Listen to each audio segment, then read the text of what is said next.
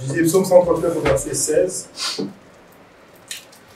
Je me déclare, quand je n'étais qu'une masse informe, tes yeux me voyaient, et sur ton livre était tout inscrit les jours qui m'étaient destinés avant qu'aucun d'eux existât. Amen. Amen. Je suis Bethléem. Je suis Bethléem, c'est le terme autour duquel je voudrais que nous puissions, nous entretenir. Je suis Bethléem. Si tu peux me dire à un voisin, je suis Bethléem. Je suis Bethléem. Ton voisin est très fort, je te fais tourner avec l'autre voisin en disant je suis Bethléem. C'est un grand encouragement pour nous de savoir que Dieu avait son œil sur nous, même lorsque nous étions qu'à le point de son pic. Alléluia. Cet passage, on dit que quand j'étais qu'une masse informe, tes yeux me voyaient, et sur ton livre était tout inscrit les jours qui m'étaient destinés. Donc Dieu nous connaissait même avant que nous soyons formés dans le ventre de nos mères. Dieu connaissait chacun d'entre nous. Alléluia. Amen. Nous avons déjà tous entendu cette phrase. Dieu a un plan pour toi. Dieu a un plan parfait pour toi. Nous l'avons déjà tous entendu, n'est-ce pas? Mais je ne pense pas que chacun d'entre nous le croit réellement. Mais la bonne nouvelle est que ce n'est pas à nous qui avons la capacité de rendre, comment dirais-je, nous avons déjà entendu cette phrase, mais la bonne nouvelle est que ce n'est pas nous qui avons la capacité de rendre le plan de Dieu parfait. Amen. Mais Dieu lui-même qui en est le concepteur. Amen. Amen. Amen. La perfection vient de lui et de lui seul. C'est lui qui a tout créé et mis en place un plan spécifique pour chacune de nos vies. Je veux dire à quelqu'un que tu le veuilles ou pas, Dieu a un plan parfait pour toi. Amen. Que tu l'acceptes ou pas, Dieu a un plan parfait pour toi. Je ne sais pas ce qui se passe dans ta vie, je ne sais pas ce que tu traverses actuellement, mais laisse-moi te le dire cet après-midi que Dieu a un plan parfait pour toi. Si un chrétien a un passé, un païen a un avenir. Alléluia. Amen. Nous avons tous un plan parfait. Un plan parfait. Mais déclare dans Jérémie 29 au verset 11, car je connais les projets que j'ai formés sur vous, dit l'Éternel. Projets de paix et non de malheur, afin de vous donner un avenir et de l'espérance. Contexte de Jérémie 29 au verset 11. Ces paroles font partie d'une lettre envoyée aux Israélites qui avaient été emmenés en exil de Jérusalem à Babylone. Dieu a dit aux exilés qu'ils resteraient longtemps en captivité et qu'ils auraient à construire des maisons, à planter des jardins et à fonder des familles. Cependant, il a ajouté, lorsque les 70 ans à Babylone seront écoulés, je m'occuperai de vous et je réaliserai ma promesse. Je vous ramènerai à Jérusalem. Dieu a ainsi garanti qu'il ne les oublierait pas et que leur espoir de retourner à Jérusalem se réaliserait. Dieu a tenu sa promesse. Alléluia. Le fait que Dieu ait tenu sa promesse, contenue dans Jérémie 29 au verset 11, nous rassure en quelque sorte. Nous rassure pour ceux qui espèrent en Dieu, nous rassure que notre Dieu n'est pas un homme pour nous mentir, ni un fils de l'homme pour se repentir. Dieu a fait la promesse aux Israélites en leur disant que vous allez être captivés. Vous allez être captifs. Mais je fais la promesse de vous sortir de là. Dieu a réalisé cette promesse. Et cette histoire se trouve dans Jérémie 29, du premier verset. Si vous avez le temps de le lire, vous allez voir que Dieu, quand Jérémie parle en disant que je connais les projets que j'ai formés pour vous parce qu'ils étaient en captivité. Nous ne connaissons pas toujours très bien nous-mêmes, mais le Seigneur, quant à lui, nous connaît parfaitement. Dieu sait mieux que nous-mêmes ce qui est bon pour nous. J'aimerais vous dire que si quelque chose ne se passe pas comme vous le désirez, ce n'est pas votre faute, c'est certainement que Dieu a un autre plan pour vous bénir. Dieu agit souvent d'une autre manière que la nôtre. Nous devons faire confiance à Dieu. Alléluia. C'était une sorte d'introduction, mais j'aimerais vraiment rentrer dans mon passage. Texte de base de Michée 5, verset 2. Mais pourquoi j'ai dit Dieu, je suis Bethléem. Et pourquoi je suis Bethléem? C'est vrai, vous vous posez la question, mais il va en venir où le frère nous parle de Bethléem et ensuite nous parle de Jérémie 29 au verset 2. Vous allez comprendre cela par la suite. Amen. Vous êtes toujours avec moi? Amen. Ok, gloire à Dieu. Michée 5 au verset 2. Michée 5, verset 2, et Matthieu 2, verset 6, qui nous servent de test de base cet après-midi. Michée 5, verset 2, et toi, Bethléem, Ephrata, petite entre les milliers de Juda. De toi sortira pour moi celui qui dominera sur Israël et dont l'origine remonte aux temps anciens, au jour de l'éternité. Michée 5 au verset 2. Matthieu 2 verset 6. Et toi, Bethléem, terre de Juda, tu n'es certes pas la moindre entre les principales villes de Juda, car de toi sortira un chef qui paîtra Israël, mon peuple. Je vais lire rapidement Michée 5 au verset 2. Et toi, Bethléem, Ephrata, petite entre les milliers de Juda. Alléluia. Bethléem fait l'objet du choix de Dieu. Bethléem fait l'objet du choix de Dieu, de l'élection divine. Alléluia. Quand nous observons la manière de parler de Dieu, on constate que le Seigneur s'adressait à une contrée. Quand nous lisons Michée 5 au verset 2, on constate que le Seigneur s'adressait à une contrée, à une ville, Bethléem. Alléluia. Quand nous observons la manière, quand Dieu parle à Bethléem, excusez-moi, il s'agit de l'objet du projet. Parmi tous les projets qu'il a déjà. Petite parmi les milliers. Dieu est en face de plusieurs villes. En Juda, il n'y avait pas que Bethléem, il y avait plusieurs autres villes, des grandes villes.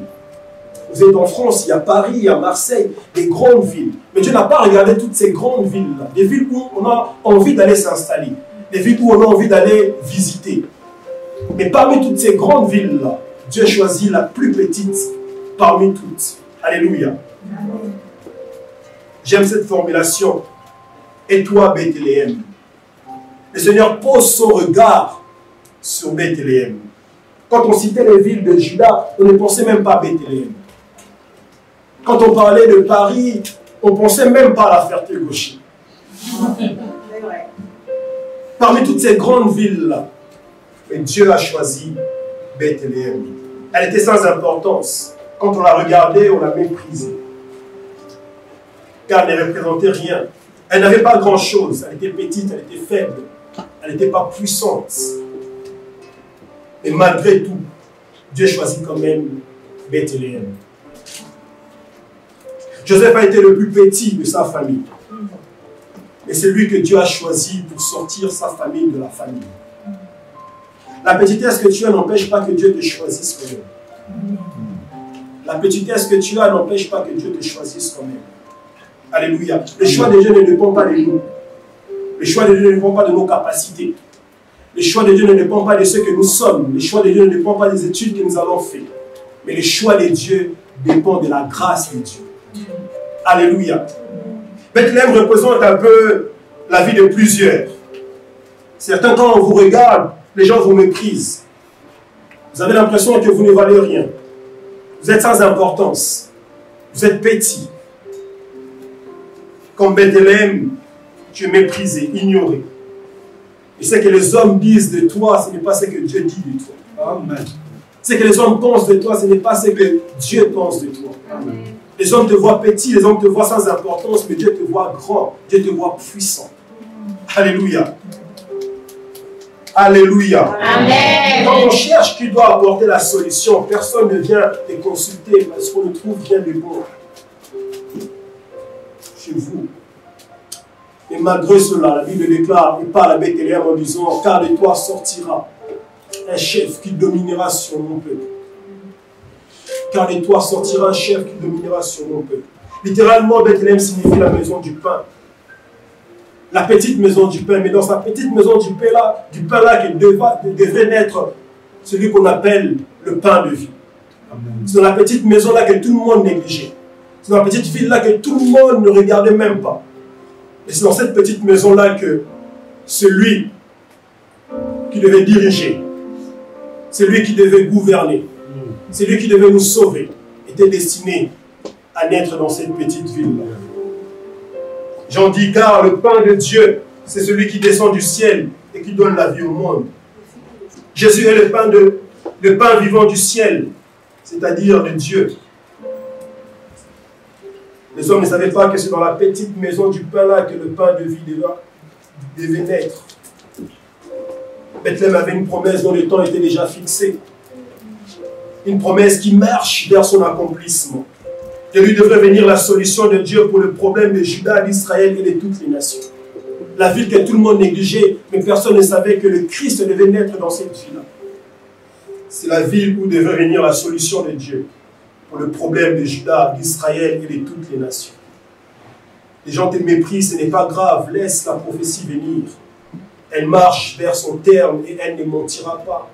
Tu portes en toi la solution qui va changer l'histoire de ta famille.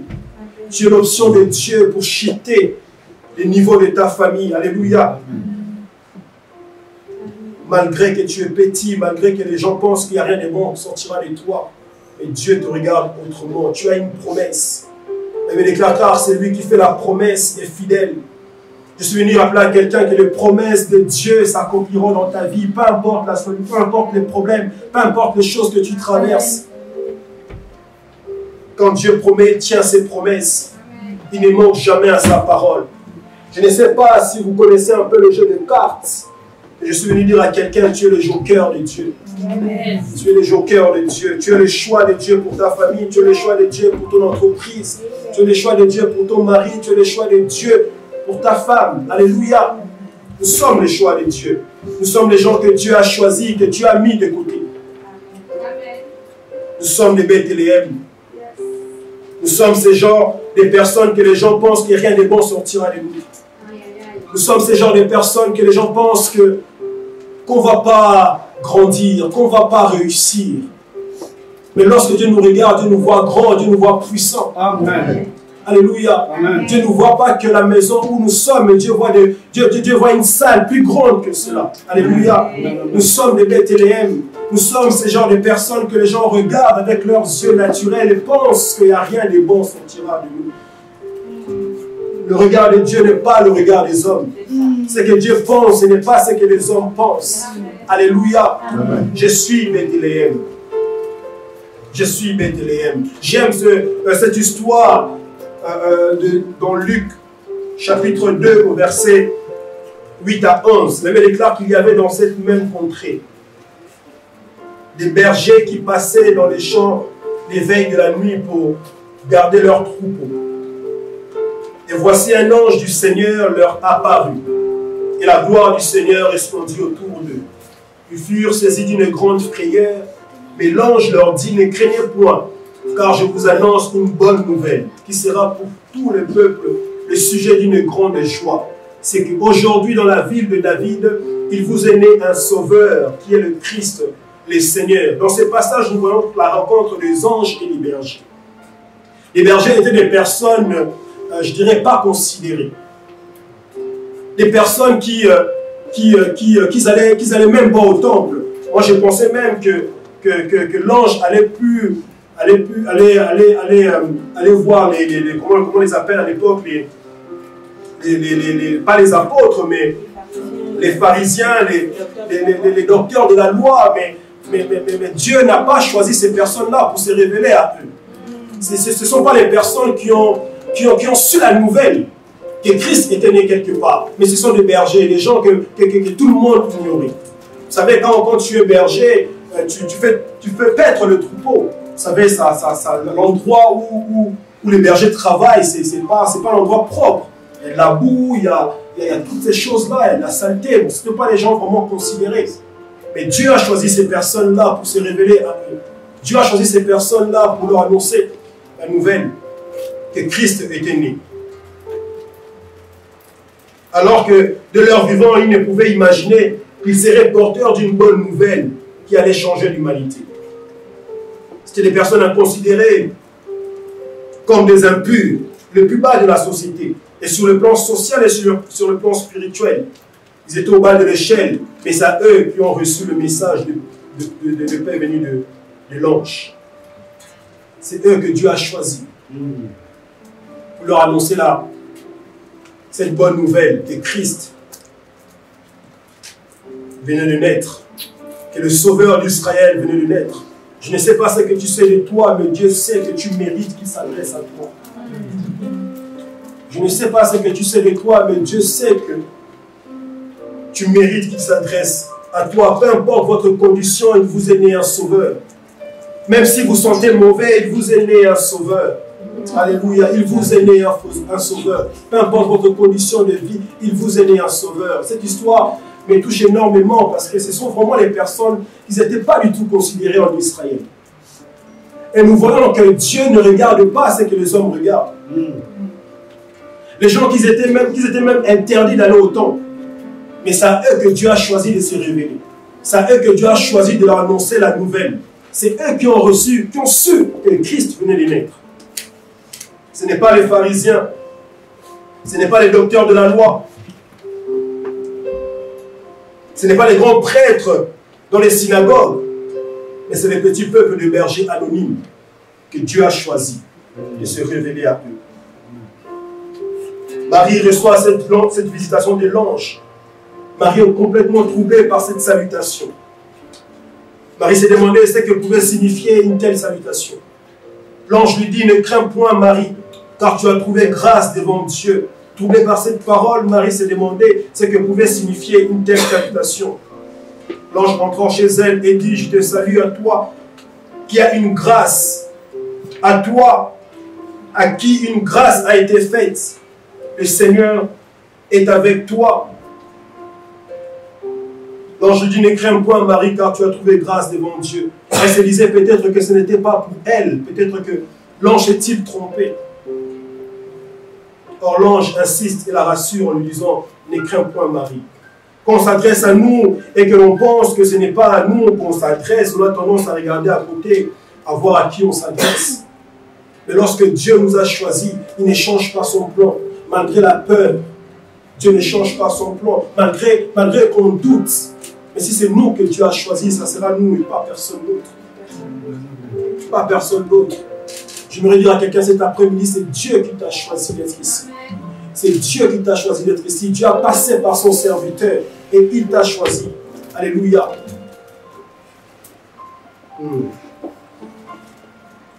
J'aime bien cette insistance.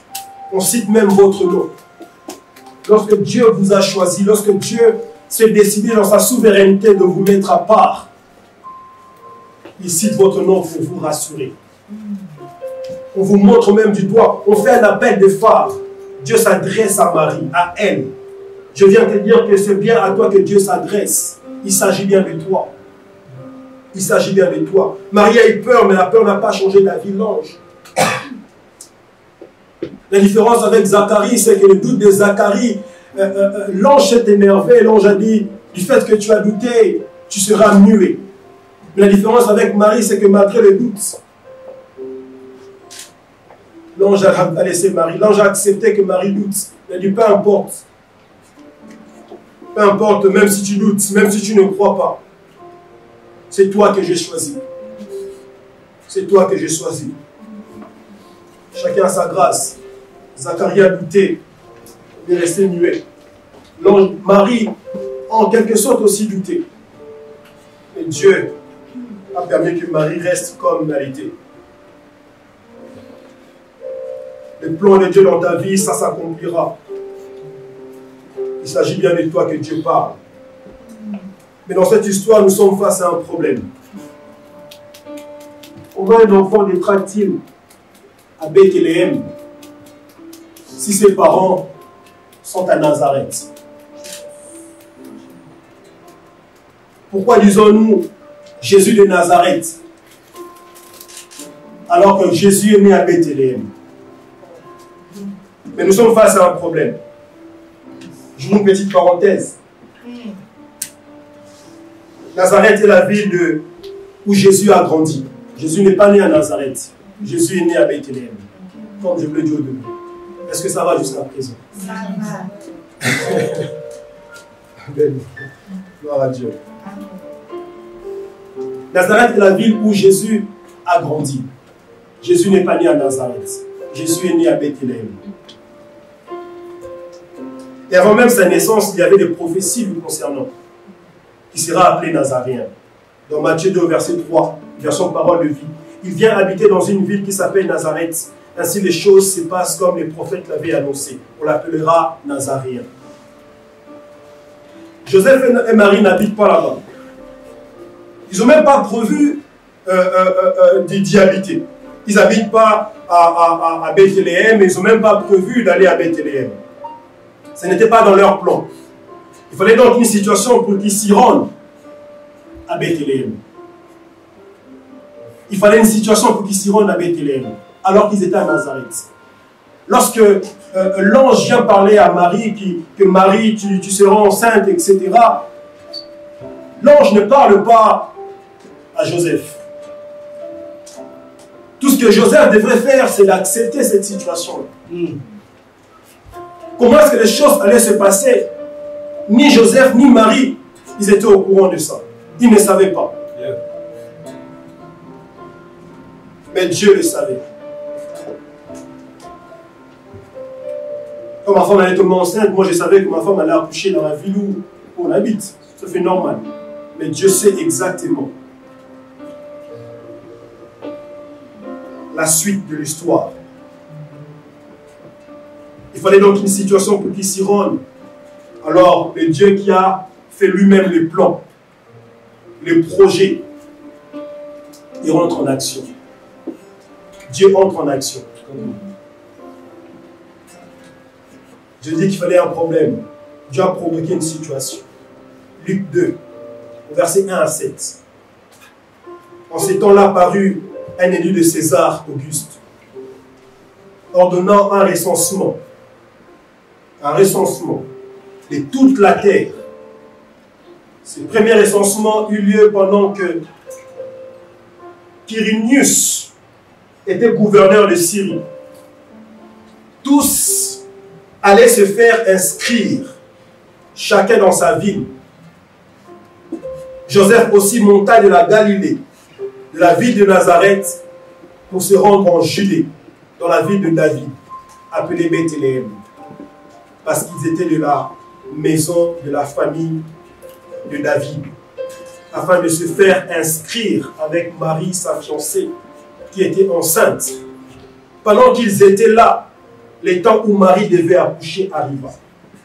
Et elle enfanta son fils premier-né. Un recensement est organisé pour la toute première fois. Pour la toute première fois. C'est quoi un recensement? Opération administrative qui consiste à faire le dénombrement de la population d'un État ou d'une ville, etc. Vous pouvez vérifier dans le dictionnaire Larousse. Il y avait des raisons de pourquoi ce recensement. La première raison était physique, était naturelle. C'était pour le paiement de l'impôt ou pour le recrutement des soldats de l'armée romaine. Mais la deuxième raison était spirituelle. La deuxième raison était spirituelle. C'était que le Christ devait naître à Bethléem. La première raison, c'était normal. Mais la deuxième n'était pas normale.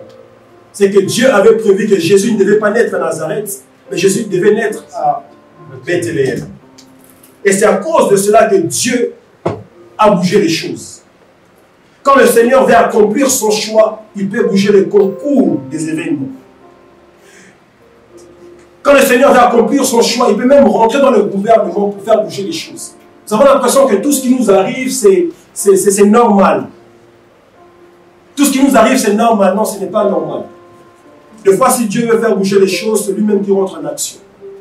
Des fois, si Dieu veut faire, te faire passer à une autre dimension, lui-même, il rentre en action. Yeah. Joseph ne savait pas, ni Marie ne savait, que Christ devait naître là-bas. Il est rentré même dans le gouvernement, dans un seul but, pour que sa volonté soit accomplie. Quand tu as le choix de Dieu, il bouge les choses au-delà de toi. Il bouge ce que tu ne peux pas bouger. Amen. Je prie que Dieu élève la sensibilité des personnes pour qu'ils puissent percevoir les plans de Dieu. Au-delà des problèmes, au-delà des situations que nous ne comprenons pas, nous ne maîtrisons pas. Il est derrière. Vous savez, je ne crois pas, je n'aime pas donner du crédit au diable. C'est vrai, certaines situations, le diable peut être derrière parce que nous avons péché, parce que nous avons fait certaines choses. Nous avons ouvert un peu la porte, le diable est rentré et les choses bougent un peu. Mais je n'aime pas penser comme ça. Moi, je pense qu'à chaque situation qui m'arrive, je sais que Dieu est derrière. Amen. Pourquoi? Parce que je sais que Le diable ne peut pas rentrer dans ma vie si Christ ne lui a pas ordonné. Si Dieu lui-même ne lui a pas donné l'autorisation. Pense à comment tu t'es converti. Un exemple. Pense à comment tu as accepté le Seigneur. Est-ce que c'était le diable? Comment est-ce que tu as rencontré la prophétesse Charlie? Comment est-ce que tu as connu Providence? Comment est-ce que tu as accepté le Seigneur pour la première fois dans ta vie? Quand est-ce que tu es devenu chrétien? Dieu a fait en sorte que tu te déplaces. Dieu a fait en sorte que tu prends le train et puis tu descends comme ça, tu croises un frère, tu croises une sœur qui te parle de Christ. Dieu a fait en sorte que tu rencontres une amie qui t'emmène dans une église et là tu rencontres la prophétesse pour la première fois. C'était les plans de Dieu. C'était les plans de Dieu. Parfois on pourrait penser que ça, c'est juste un hasard. Ou bien que la situation est en notre défaveur. Mais en réalité, cela faisait partie du plan de Dieu. Il y a des gens qui pensent que nous combattre, des gens qui pensent nous combattre, mais ils sont juste en train d'utiliser la réalisation du plan de Dieu. Les gens pensent te faire du mal, mais en réalité, ils sont juste en train d'accomplir les plans de Dieu. Job ne savait pas. Il n'était pas au courant de tout ce qui pouvait lui arriver. Job n'était pas là lorsque Dieu s'est décidé lui-même devant le diable en disant « Vas-y, tu peux tenter mon serviteur ». Job n'était pas au courant de cette situation-là. Mais Dieu était derrière. Dieu était derrière. Derrière chaque plan de Dieu, il y a un combat. Mais dans ce combat, il y a la gloire de Dieu. Amen. Dans ce combat, il y a la gloire de Dieu. C'est pour cela, ne prie pas pour la mort de tes ennemis, mais prie plutôt qu'ils vivent, afin qu'ils soient spectateurs de ta gloire. Psaume 23 avait déclaré, tu dresses devant moi une table en face de mes adversaires. Tu dresses devant moi une table en face de mes adversaires. Je me dis à quelqu'un cet après-midi, laisse Dieu lui-même dresser la table devant tes adversaires. Le Seigneur a choisi Bethléem et ils sont à Nazareth. Ils pensent que l'accouchement se fera là-bas, mais ça doit être à Bethléem. Dieu règne sur le visible et l'invisible. Le Seigneur prend en compte nos limites, mais quand il fait son choix, il n'en tient pas compte. Quand il fait son choix, il ne tient pas compte. Il sait que là tu es faible, là tu es petit, mais malgré ça, il te choisit quand même. Dieu dit à Bethléem, je sais que tu es petite, mais tu es choisi. Je sais que tu es faible, mais tu es choisi. Mais Dieu n'apparaît pas à Joseph pour lui dire que Jésus va naître à Bethléem. La seule chose que Dieu dit à Joseph, c'est accepte cette grossesse. Accepte cette grossesse. J'aime cette histoire d'Abraham et son neveu. Dieu dit à Abraham, quitte la maison de ton père et de ta mère, va dans un endroit que je te montrerai. Le problème d'Abraham, c'est qu'Abraham prend avec lui son fils, son neveu Lot. Ce n'était pas dans le plan de Dieu. Et quand vous lisez cette histoire, le jour où, quand Abraham accepte de prendre son neveu Lot, c'est ce jour-là que Dieu ne parle plus à Abraham. Le même Dieu qui dit à Abraham, quitte la maison de ton père et va dans un endroit que je te montrerai. Abraham, par la foi, il obéit, mais il n'obéit pas vraiment, puisqu'il prend son neveu Lot avec lui. Dieu lui a dit de prendre sa femme seulement et ses serviteurs et de partir, mais Abraham prend quelqu'un que Dieu ne lui avait pas dit. Et pendant tous les trajets, pendant tout le temps où Lot était avec Abraham, Dieu ne parlait plus à Abraham. Dieu ne s'adressait plus à Abraham. Jusqu'à ce que Dieu lui-même crée une situation entre les deux serviteurs pour qu'Abraham et son neveu se séparent. Alléluia. Amen. Dieu est au contrôle de toutes les choses. Et quand vous savez que Dieu vous a choisi, quand vous savez que c'est Dieu qui vous a envoyé, vous êtes serein, vous êtes calme. Amen. Vous êtes en paix. Amen. Abraham, face à cette discussion entre ses serviteurs, Abraham dit à son neveu Lot, choisis l'endroit où tu veux partir. J'aime l'attitude d'Abraham parce qu'il ne s'est pas précipité. Il ne s'est pas dit que non, je vais aller là. Il a dit à son neveu Lot, choisis l'endroit où tu veux partir. Quand tu es dans le plan de Dieu, quand tu sais que c'est Dieu qui t'a envoyé, tu le seras. Quand tu sais que c'est vraiment Dieu qui t'a parlé, tu le seras. Tu ne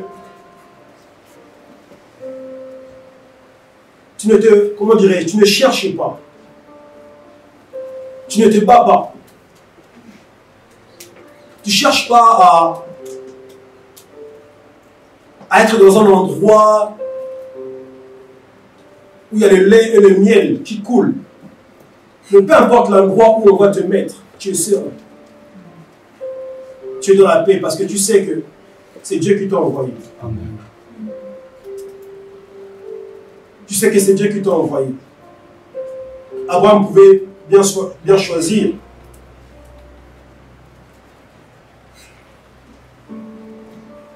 Puisque c'est lui qui a envoyé, c'est lui qui a pris Lot avec lui, il pouvait bien dire à Lot, ok, je te laisse ici et moi je vais aller là, mais il dit à son neveu Lot, choisis toi-même l'endroit où tu veux y aller. Regarde tout le pays qu'il y a devant toi. Choisis, fais ton choix. Si tu vas à gauche, j'irai à droite. Et si tu vas à droite, j'irai à gauche. Quand tu sais que tu es dans les choix de Dieu, tu ne t'opposes pas dans un conflit, mais tu proposes. Tu ne t'opposes pas, mais tu proposes. Tu auras la paix même au milieu des troubles. Quand nous devons savoir que nous sommes garantis du tutelle et du contrôle exercé par Dieu. Dans le plan de Dieu, il y a des réponses pour lesquelles il n'y a pas encore de questions. Des réponses pour lesquelles il n'y a pas encore eu de questions. Même si nous sommes dans une histoire non planifiée, où nous posons certes des questions, mais sachant que Dieu a un plan derrière tout cela. Même si tu as été conçu d'une relation non désirée, le Seigneur a un plan pour toi. Dans le plan de Dieu, le Seigneur prend en charge ce qu'il n'avait pas prévu. Rien n'empêche, rien n'échappe alors au plan de Dieu. Rien n'échappe au plan de Dieu. Rien n'échappe au plan de Dieu. Moïse était dans le plan de Dieu de la naissance pour faire sortir Israël de l'Égypte. Il me déclare qu'il se leva sur l'Égypte un nouveau roi qui n'avait point connu Joseph. Le roi d'Égypte parla aussi aux sages femmes des Hébreux nommées l'une Shifra et l'autre Pua. Il leur dit, quand vous accoucherez les femmes des Hébreux et que vous le verrez sur le siège, si c'est un garçon, faites-le mourir, si c'est une fille, laissez-la vivre. Exode 1, verset 15 à 16. Dans verset 17, il me déclare que les sages-femmes craignirent Dieu et ne firent point ce que leur avait dit le roi d'Égypte. Elles laissèrent vivre les enfants d'Israël. Et juste après ces événements dans Exode 2, la naissance de Moïse, sauvé par la fille des pharaons. Mais après avoir grandi dans cette maison, Moïse s'enfuit. Moïse s'enfuit et Dieu la rentre en scène lui-même. Dans Exode 3, l'Éternel dit, j'ai vu la souffrance de mon peuple qui est en Égypte, et j'ai entendu les cris qu'ils lui font pousser aux oppresseurs, car je connais ses douleurs. Maintenant, va, je t'enverrai auprès des pharaons, et tu feras sortir d'Égypte mon peuple, les enfants d'Israël. Moïse dit à Dieu, qui suis-je pour aller vers Pharaon et pour faire sortir d'Égypte les enfants d'Israël? Dieu n'a pas regardé du fait que Moïse était bête, et malgré toutes ses excuses, Dieu lui dit, ça sera quand même toi. Ça sera quand même toi. Quand nous regardons le parcours, quand nous regardons la vie de Moïse, c'est extraordinaire, c'est grave. Dieu a fait en sorte que Moïse vit dans la maison de Pharaon. Dieu a fait en sorte que Moïse connaisse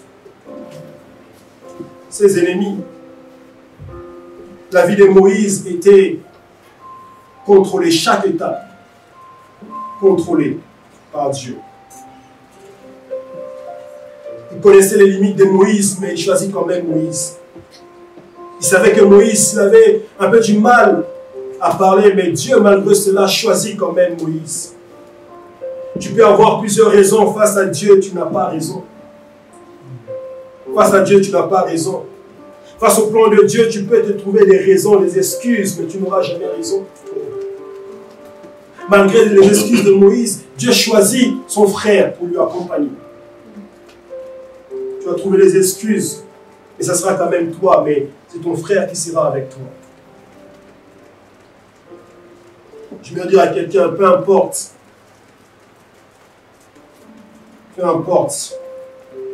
ce que tu peux penser de toi-même, Dieu pense autre chose. Tu penses peut-être que tu as des limites, mais Dieu ne regarde pas à ça. Dieu ne regarde pas à ça. Tu peux être aussi utilisé par Dieu. Tu peux être aussi utilisé par Dieu. Tu poses des questions, tu ne sais peut-être pas chanter. Et si tu travailles sur toi, tu verras que tu sais très bien chanter. Tu peux te dire que je ne prie pas encore comme maman. Mais si tu commences à prier, tu vas te rendre compte que je prie comme maman. Des choses qui nous limitent. Des choses que nous avons l'impression que ce n'est pas possible. Que je n'y arriverai pas. Ces pensées qui nous bloquent, qui nous limitent. Et le Seigneur voit autre chose en nous. Dieu voit autre chose en nous. Dieu nous voit plus grand, il nous voit plus fort. Dieu nous voit plus grand, Dieu nous voit plus fort. Parce que ça fait partie du plan de Dieu. Ce que Dieu a prévu sur toi viendra sur toi. Quand il t'a choisi, il n'y a pas d'erreur. Il n'y a pas du tout d'erreur. Il n'y a pas du tout d'erreur. Et il y a cet homme aussi dans la Bible, Gédéon. L'Éternel se tourna vers Gédéon et lui dit,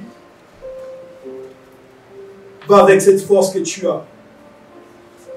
Tu penses que tu n'as pas le droit d'avoir ce que Dieu te donne. Dieu te dit, va avec cette force que tu as.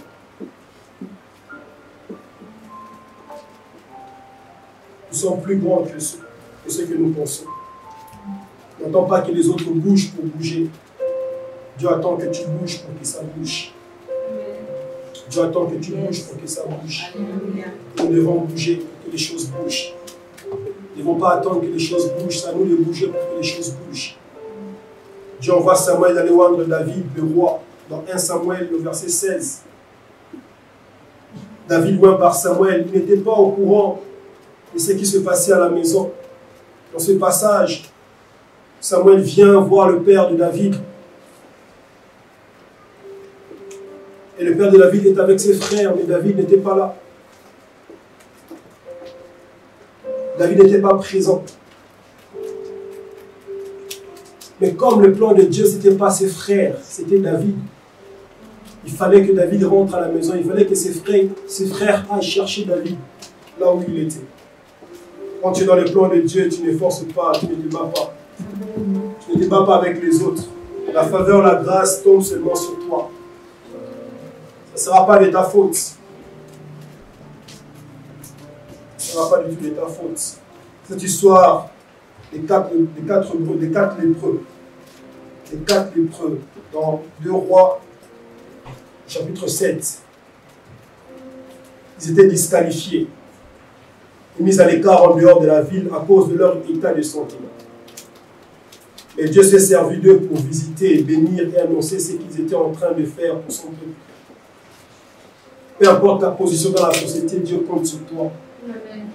Tu es le choix de Dieu. Amen. Les plans de Dieu seront toujours meilleurs que les tiens, alors nous devons lui faire confiance. Amen. Nous devons lui faire confiance. Dieu peut prendre ce qui ressemble à rien pour faire un tout. Alléluia. Amen. Je me sens triste, je me sens calme. Dieu a un plan pour chacun d'entre nous. Amen. Dieu a un plan pour chacun d'entre nous. Ne te méprise pas, ne te vois pas petit, petite. Dieu a un plan pour chacun d'entre nous.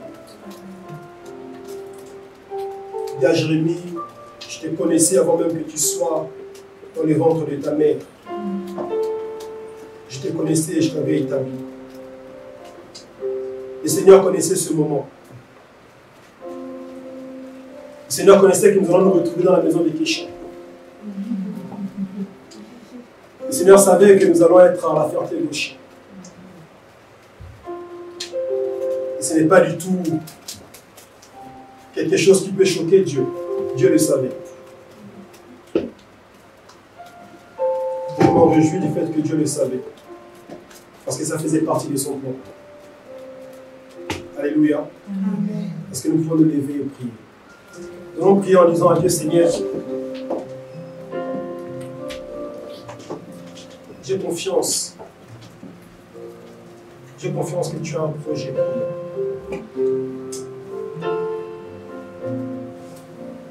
Je sais que tu as un plan pour moi. Je sais que peu importe que je traverse, Seigneur, je sais que tu as un plan pour moi. Est-ce que tu peux lever ta voix et prier dans cette direction? Peu importe les situations, Seigneur Dieu, que je traverse, peu importe les problèmes que je rencontre, Seigneur Dieu, je sais que tu es derrière cela. Je vais continuer à te faire confiance. Est-ce que quelqu'un peut renouveler sa confiance à Dieu cet après-midi?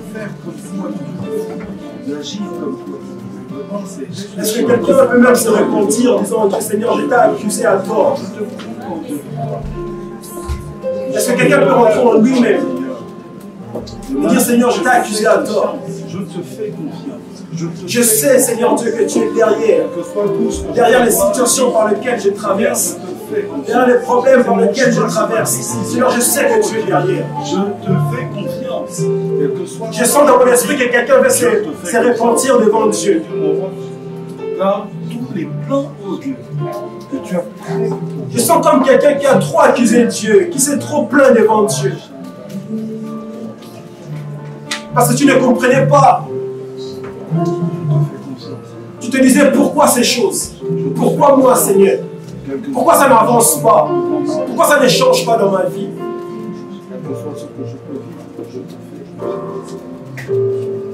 Le Seigneur me dit de te dire cet après-midi qu'il connaît ta situation et qu'il est au contrôle de cela. Fais-le juste confiance.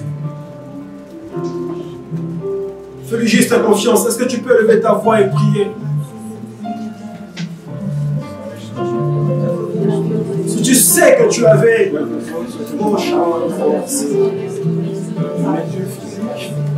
Seigneur, nous savons que tu es là. Nous savons que tu es là. Au-delà de mes circonstances. Et je déclare que nos pensées ne sont pas des pensées. Au-delà de tout ce que je peux voir, vivre. Que nos pensées ne sont pas des pensées. Tu es à chaque situation. Tu es à chaque situation. Je te vois dans chaque situation. Je vois ta main dans chaque problème. Je vois ta main dans chaque situation. Ce soir, nous voulons te faire confiance à nouveau. Ce soir, nous voulons te faire confiance à nouveau, Seigneur. Tu nous l'as déjà dit. Te faisons confiance. Oh, dis-le dans tes prières. Dis-le que tu le fais confiance.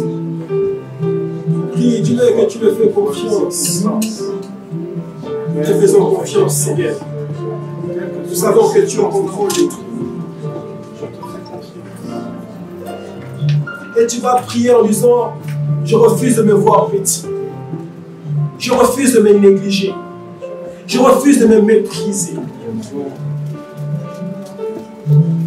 Je refuse de me voir comme la moindre. Seigneur, je refuse cela. Est-ce que tu peux prier dans cette direction?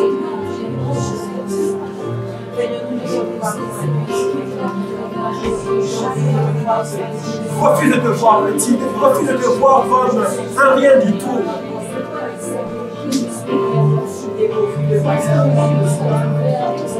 Oh Seigneur, je refuse. Je refuse, Seigneur.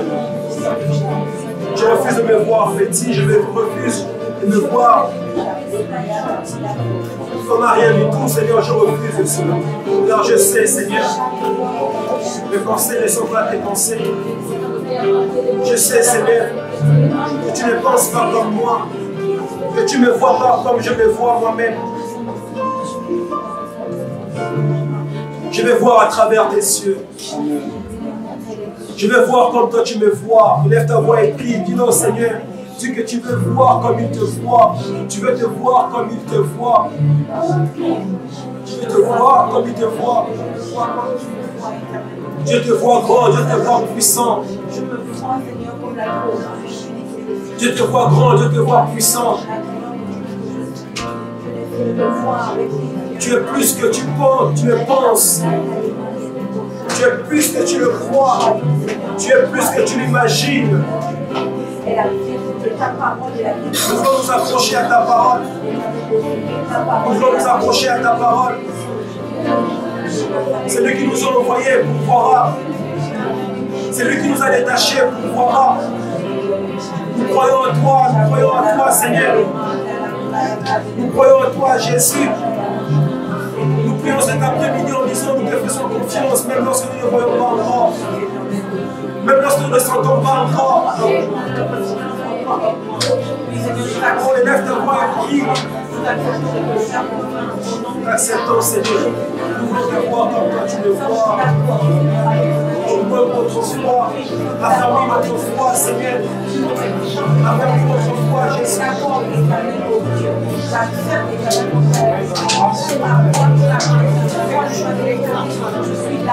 Je sais que Seigneur Dieu, j'y arriverai. Je sais que j'y arriverai. Je sais que j'y arriverai. Une prophétie de mon fils accomplira, Seigneur. Les choses que tu as déclarées sur nous, Seigneur Dieu, ça se fait. Nous avons foi en toi et nous avons confiance en toi. Nous avons foi en toi et nous avons confiance en toi, Seigneur. Assure quelqu'un cet après-midi que tu es là. Assure un homme de la sécurité cet après-midi que tu es là, que tu connais sa situation. Tu sais que tu parles. Tu sais que tu parles. Et le personne ne nous arrête pas, Seigneur.